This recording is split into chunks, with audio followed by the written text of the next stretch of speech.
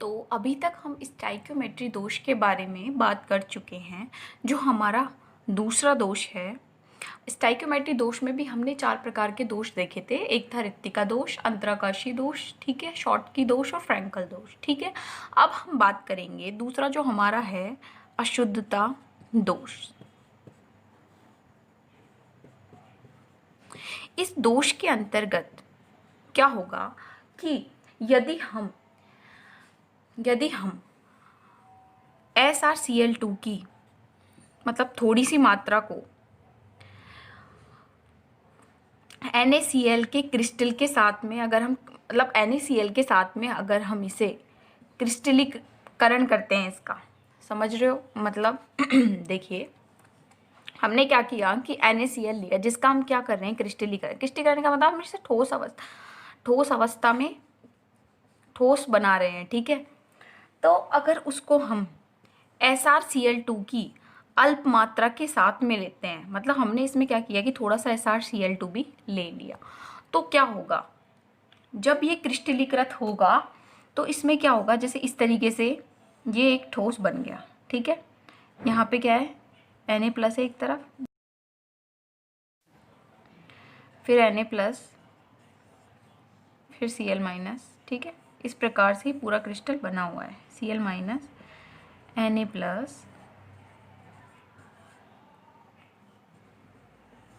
ठीक है, यहाँ पे Na+, Cl-, Na+, Cl-, ठीक है। तो ये बना हुआ है। अब हमने क्या किया, इसे SrCl2 में, तो क्या होगा इसके अंदर, ये होगा कि Na+ के कुछ स्थान पर Sr2+ आ जाएगा, और फिर उतनी संख्या में क्या होगा, यहाँ से चार्ज को न्यूट्रलाइज करने के लिए Na+ जो होगा इस क्रिस्टल में से विस्थापित हो जाएगा, ठीक है। मान लीजिए यहाँ पे एक Sr2+ है जो आया है, तो उसकी वजह से क्या हो रहा है, यहाँ पे 2 Na+ आयन जो थे इस क्रिस्टल में से विस्थापित हो गए, ठीक है। तो ये क्या हो गया, इस पूरे क्रिस्टल में NaCl के क्रिस्टल में किसकी विशुद्धता, मतलब एक तरीके से आप मान सकते हैं कि एक अशुद्धि इसमें हमें देखने को मिल रही है। वो अशुद्धि किसकी है, Sr2+ की, ठीक है।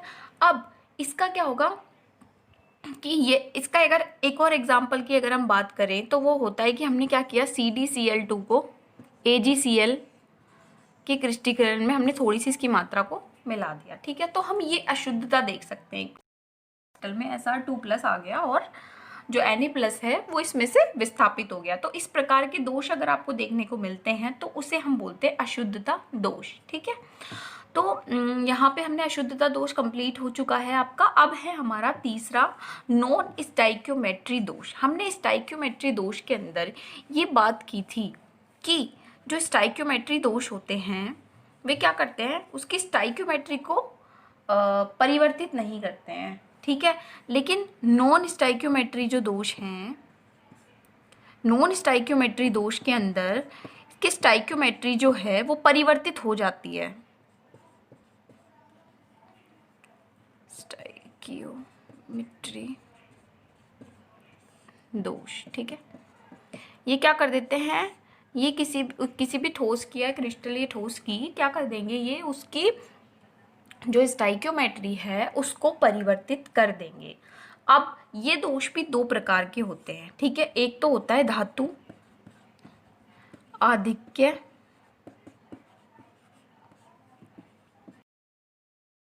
और जो दूसरा होता है वो होता है धातु न्यूनता दोष। मतलब आपको नाम से थोड़ा थोड़ा समझ में आ रहा होगा कि अगर हम कोई भी क्रिस्टलीय ठोस लेते हैं तो उसमें धातु की अधिकता हो रही है और यहाँ पे धातु की न्यूनता हो रही है। तो अब धातु की अधिकता किस प्रकार से हो सकती है कि हम क्या करें कि धातु की अधिकता उसके अंदर हो जाए। तो ये इस प्रकार से हो सकती है कि हम कोई भी ऋण आयनिक रिक्तिका को उस क्रिस्टल में बना दें, ठीक है। कोई भी ऋणायनिक रिक्तिका को उस क्रिस्टल में क्या हो जाए, वो उत्पन्न हो जाए। ऋणायनिक रिक्तिका कब उत्पन्न होगी, जब कोई ऋणायन उस क्रिस्टल से बाहर उसमें उत्पन्न हो जाएगी। उसकी वजह से क्या होगा, ऋणायन कम हुए तो उसमें जैसे मान लो कि NaCl ले लिया हमने कोई भी क्रिस्टलीय ठोस, उसमें क्या कर रहे हैं, हमको Na+ बढ़ाना है, मतलब Na उसको हमें बढ़ाना है, तो हमें क्या करना होगा, उस क्रिस्टल में से Cl- के परमाणु को या तो हम कम कर सकते हैं या फिर उसमें Na पॉजिटिव को जोड़ सकते हैं। दो ही रीजन है हमारे पास यहाँ पे इसको करने के, ठीक है। लेकिन हम ऋणायनिक जो रिक्तिका है वो किस प्रकार से उत्पन्न कर सकते हैं वो हम देखते हैं अब आगे, ठीक है। तो ऋणायक रिक्तिका क्रिएट करने के लिए हम NaCl को क्या करते हैं, सोडियम की वाष्प में गर्म करते हैं, ठीक है। सोडियम की वाष्प में हम क्या कर रहे हैं, इसको गर्म कर रहे हैं, ठीक है।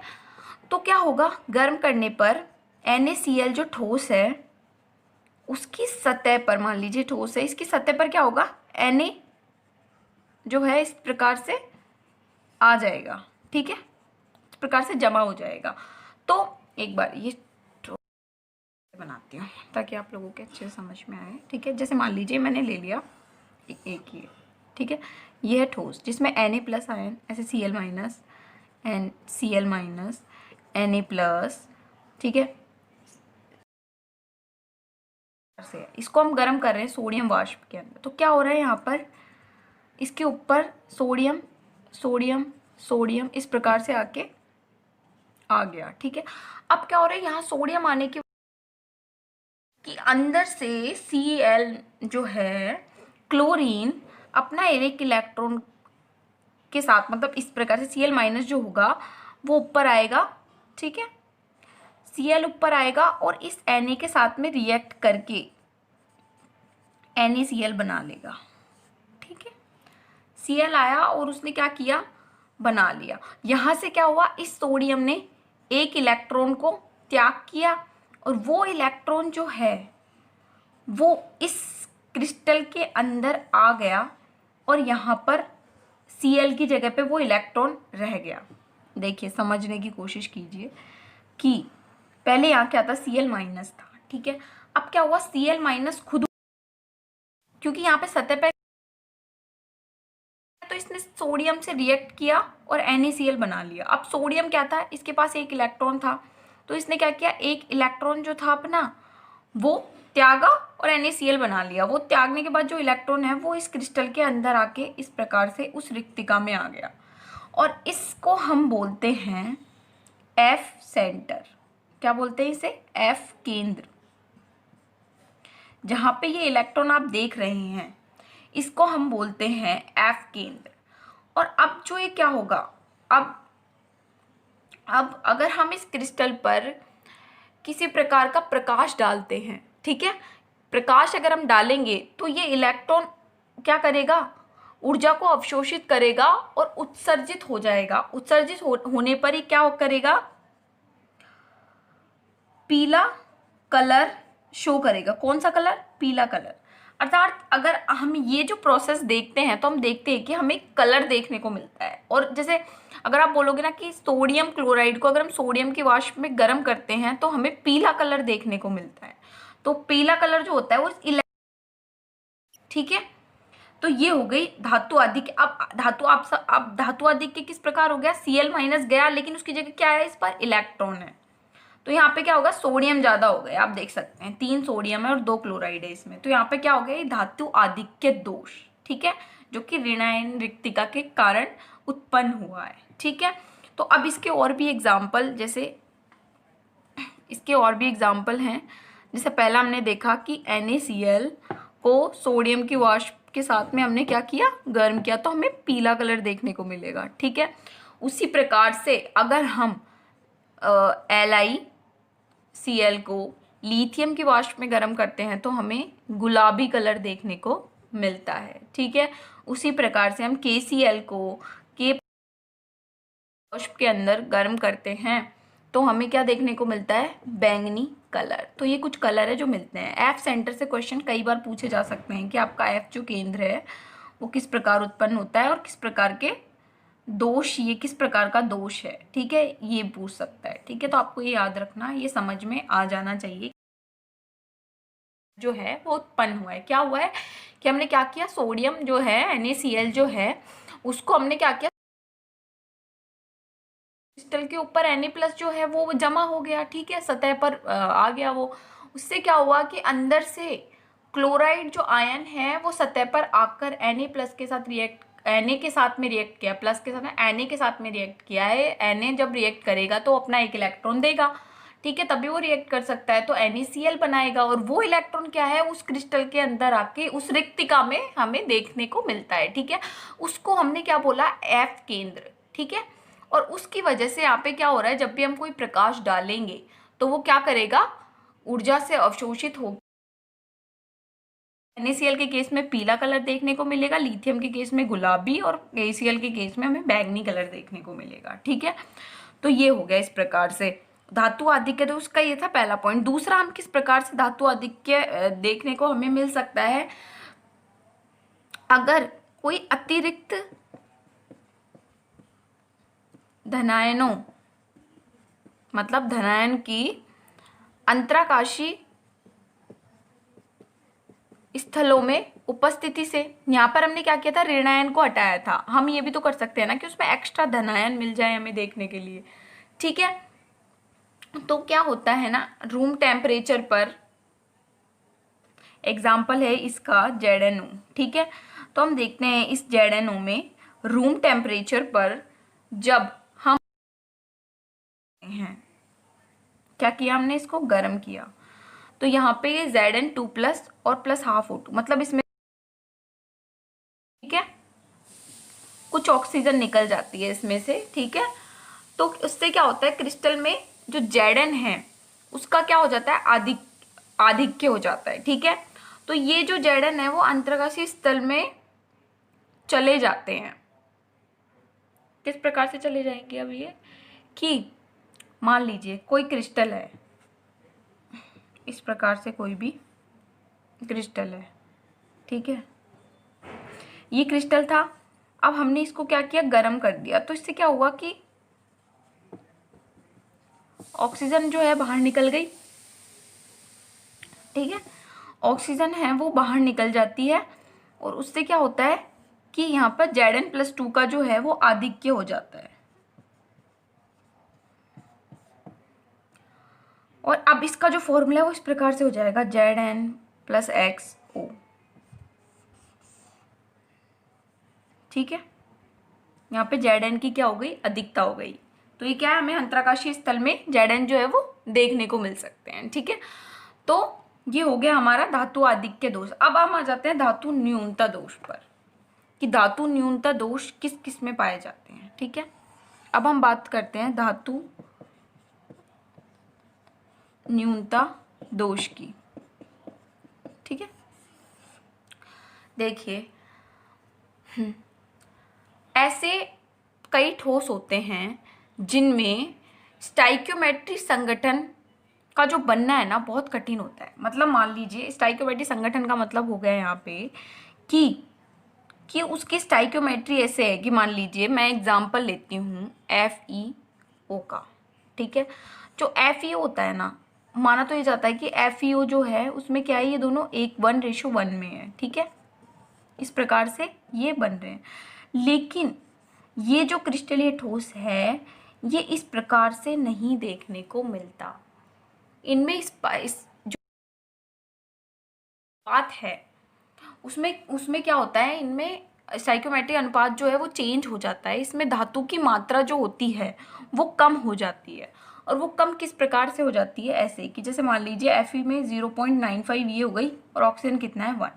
तो यहाँ पे क्या हो गया कि अब ये इनका एक तरीके से इनका नेचर ये है कि ये नहीं मिल पाते हैं इस तरीके से, ठीक है। तो यहाँ पे क्या हो गया, ये 0.9 है और ये 1 है। तो और अगर वास्तविकता में हम देखें तो Fe जो है उसकी परास जो होती है ना FeO की क्रिस्टलीय ठोस की, उसमें Fe की जो परास है ना वो 0.93O से लेकर Fe 0.96O तक की परास में ये पाया जा सकता है। तो हमने क्या एक रेंज ले लिया कि 0.95 जो कि इसके बीच में है, ठीक है, में ये पाया जा सकता है। तो FeO के क्रिस्टल में कुछ Fe2+, अब क्या होता है ना कि अब जैसे ये चीज़ तो हो गई कि भाई Fe कम है, ठीक है, लेकिन अब हम कि अब इनका चार्ज तो हमें मतलब चार्ज को तो इक्वल करना पड़ेगा ना, जैसे Fe2+ में है और O2- में है, ठीक है। इस प्रकार से पूरे क्रिस्टल में ये बना हुआ है,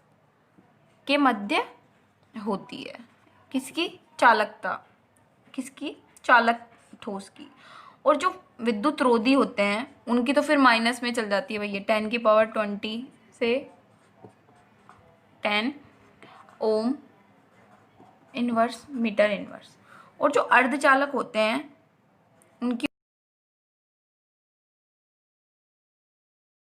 4 ओम इनवर्स मीटर इनवर्स। देखिए तो यहाँ पे क्या है कि जो चालकता की जो परास होती है चालक ठोस की, वो 10⁻4 से 7 तक होती है। मतलब इसमें इजीली आप क्या कर सकते हैं, का चालन कर सकते हैं। ठीक है, विद्युत का चालन इसमें आसानी से हो सकता है। विद्युत रोधी भी होते हैं जिनके अंदर जिनकी जो प्रतिरोधकता बहुत ज़्यादा होती है और जिनकी उसकी वजह से क्या होता है, इनकी चालकता बहुत कम होती है। अर्धचालक की रेंज जो होती है वो इन दोनों के बीच में होती है। मतलब ऐसा है कि इनमें जिनको जरा सा टेम्परेचर दे दिया बाहरी सोर्स के थ्रू, तो ये क्या कर देते हैं, विद्युत का चालन कर देते हैं, लेकिन उतने अच्छे तरीके से चालन नहीं करते जिस प्रकार से चालक करते हैं। ठीक है, कर सकते हैं। ठीक है, ये तो वो वाली चीज़ है। चालकता के आधार पर ये 3 प्रकार के हो गए। ठीक है, अब बेसिकली हमने देखा है कि धातु जो होती हैं वे क्या करती हैं, विद्युत का चालन करती है। ठीक है, धातु विद्युत का चालन ठोस या गलित दोनों अवस्थाओं में, ठोस व गलित दोनों अवस्थाओं में क्या करती है, विद्युत का चालन करती है, क्योंकि आपने देखा है कि धातु क्या होते हैं, मुक्त इलेक्ट्रॉन होते हैं, ठीक है, मुक्त इलेक्ट्रॉन होते हैं।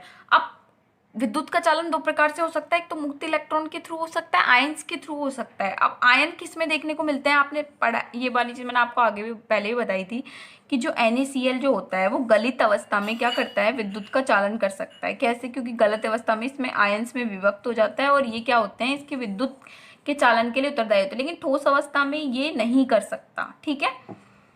तो इसका विद्युत अपघट्य जो होता है वो विद्युत का चालन कर सकता है। इसी प्रकार से इनमें जो होता है विद्युत का चालन होता है। तो ये ठोस व गलित दोनों अवस्थाओं में विद्युत का चालन कर सकती हैं, ठीक है। तो एक थ्योरी के थ्रू मैं आपको समझाने की कोशिश कर रही हूँ, चालक और अर्धचालक और जो कुचालक होते हैं विद्युत रोधी किस प्रकार से होते हैं ये। जैसे मान लीजिए धातु है, ठीक है, अब तो कोई भी धातु जो होती है, कोई भी पदार्थ, उसमें क्या होता है ना कि ऑर्बिटल्स हैं। अब इनमें क्या है, इलेक्ट्रॉन्स है। जो सबसे बाहरी जो ऑर्बिटल होता है ना, उसके इलेक्ट्रॉन्स को हम क्या बोलते हैं, सहसंयोजी इलेक्ट्रॉन, ठीक है। और जिस कक्षक में ये होते हैं उसको सहसंयोजी कक्षक बोलते हैं, ठीक है। तो अब ये क्या होता है, अब अगर कोई मैं धातु ले, एक ही एटम है उसके अंदर क्या है कि बहुत सारे एटम तो बहुत सारे सहसंयोजी कक्षक होंगे और उन सब में क्या होगा, इलेक्ट्रॉन्स होंगे।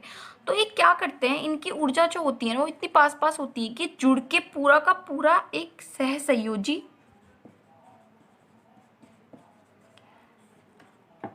बैंड बना लेते हैं, ठीक है, बैंड बना लेते हैं, ठीक है। इस प्रकार से ये हो गया सहसंयोजी बैंड।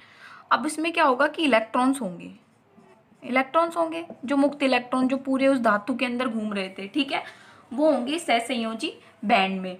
और एक जो बैंड होता है जो खाली होता है, मतलब खाली कक्षक है, ये क्या करते हैं कि घूमते रहते हैं उसमें पूरे के अंदर, ठीक है। जो खाली होता है उसे हम बोलते हैं चालकता बैंड। क्या बोलते हैं उसे हम, चालकता बैंड, ठीक है। अब जो विद्युत के चालक होते हैं, जो पदार्थ विद्युत के चालक होते हैं, तो उसमें क्या होता है कि इन दोनों बैंड जो होते हैं वो ऐसे ओवरलैप कर रहे होते हैं इस प्रकार से, ठीक है। मतलब ओवरलैप करने का मतलब है इनके बीच में क्या है कि रिक्त स्थान नहीं है। ये इलेक्ट्रॉन जो होते हैं वो आसानी से यहाँ से निकल जाते हैं और चालकता बैंड में आ जाते हैं, ठीक है। इन्हें किसी भी प्रकार की सोर्स की बाह्य कारक की जरूरत नहीं होती, ये चालक में होता है, ठीक है। अब जो विद्युत रोधी होते हैं उनमें इन सही ये जो बैंड है,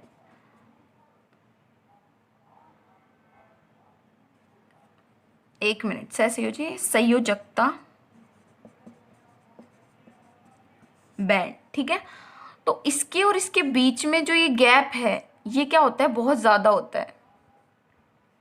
और नीचे का गैप बहुत ज्यादा होने की वजह से यहाँ से इलेक्ट्रॉन जो है वो इस चालकता बैंड में नहीं आ पाते, उसकी वजह से यहाँ पे क्या होता है, चालन नहीं हो पाता विद्युत का।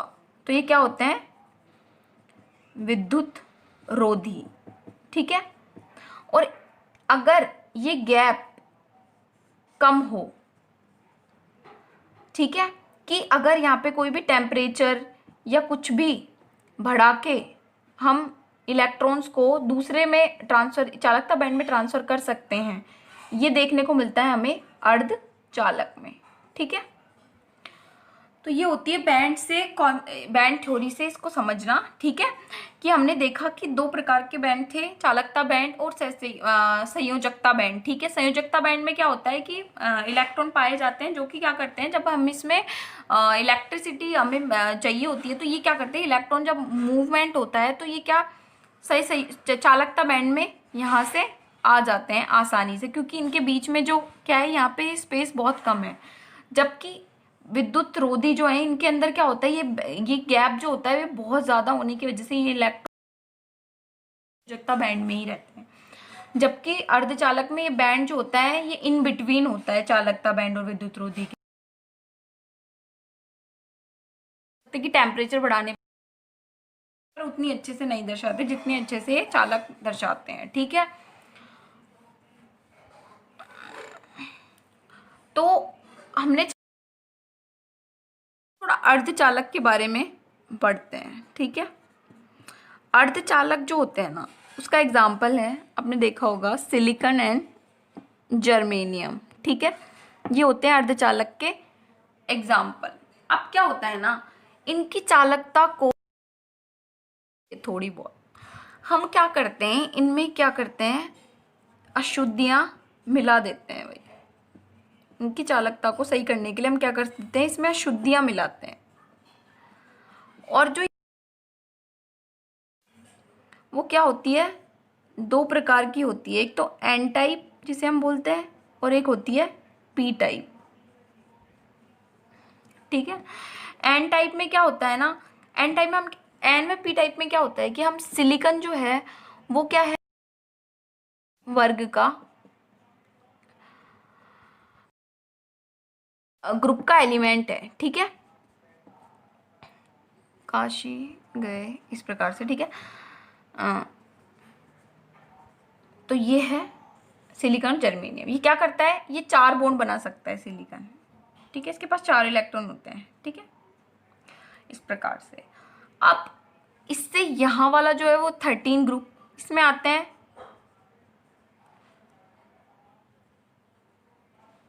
ठीक है, इनके पास क्या होते हैं, 3 इलेक्ट्रॉन होते हैं इनके बाह्य कोश में, तो ये 3 बॉन्ड बना सकते हैं। और यहाँ जो आते हैं वो आते हैं 15 ग्रुप, जिसमें आते हैं नाइट्रोजन, फास्फोरस, ये सब 5 बॉन्ड बना सकते हैं। इनके पास 5 इलेक्ट्रॉन्स होते हैं। अब इस प्रकार से ये 5 होते हैं। ठीक है, इनके बाह्यतम कोश में 5 इलेक्ट्रॉन होते हैं।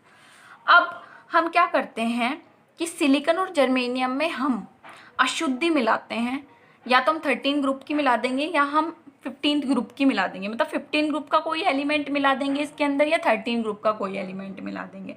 जब हम 15 ग्रुप का एलिमेंट मिलाते हैं, ठीक है, जब हम 15 ग्रुप का एलिमेंट मिलाते हैं इसमें, तो क्या करता है, ये बॉन्ड बनाएगा इसके साथ में। मान लीजिए मैंने फास्फोरस मिला दिया, ये बॉन्ड बना लिया इसने। ठीक है,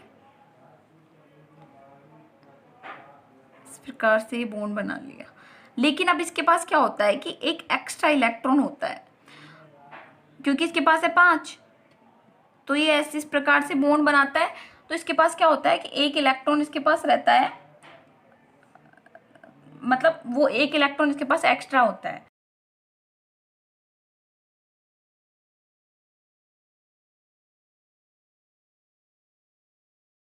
में मुक्त इलेक्ट्रॉन, ये अशुद्धि इसमें डालने से। ठीक है, तो इस प्रकार इलेक्ट्रॉन मिल रहा है। तो हम इसे क्या बोल रहे हैं यहाँ पे, कि यहाँ पे क्या हो गया, इलेक्ट्रॉन्स की अधिकता हो गई, जिसे हमने बोला एन टाइप की अशुद्धि मिलाई है हमने इसमें। ठीक है, अब पी टाइप में क्या होता है, पी टाइप में हम क्या करते हैं, ग्रुप 13 का एलिमेंट इसमें मिला देते हैं। ठीक है, यहाँ पर तो क्या इलेक्ट्रॉन की वजह से हुआ, यहाँ सकता है बोरोन आया, इसके पास था, इसके पास तो भाई 3 ही है, मतलब एक यहाँ पे क्या है, होल है। ठीक है, अब इस होल को पूरा करने के लिए क्या होगा कि एक दूसरा इलेक्ट्रॉन आएगा, इस प्रकार से दूसरे उसका इलेक्ट्रॉन आएगा, वो इस होल को भरेगा, तो फिर क्या होगा, यहाँ पे होल हो जाएगा। इस प्रकार से इसको भरने के लिए दूसरा आएगा, यहाँ होल। इस प्रकार से इसमें क्या हो रहा है कि होल बन रहे हैं। ठीक है, वो इलेक्ट्रॉन भरते जा रहे हैं, होल बनते जा रहे हैं। तो क्या होगा, इस होल की वजह से यहाँ पे क्या होगा कि इलेक्ट्रॉन का मूवमेंट जो है वो पूरे क्रिस्टल में हो रहा है। तो इसे बोलते हैं हम पी टाइप के, इसे बोलते हैं हम पी टाइप के अर्धचालक। ठीक है, तो इस में विद्युत का चालन हो जाता है, मतलब ये क्या कर रहे हैं, अर्धचालक की जो चालकता है उसको ये बढ़ा रहे हैं। ठीक है, अब उनकी, ठीक है।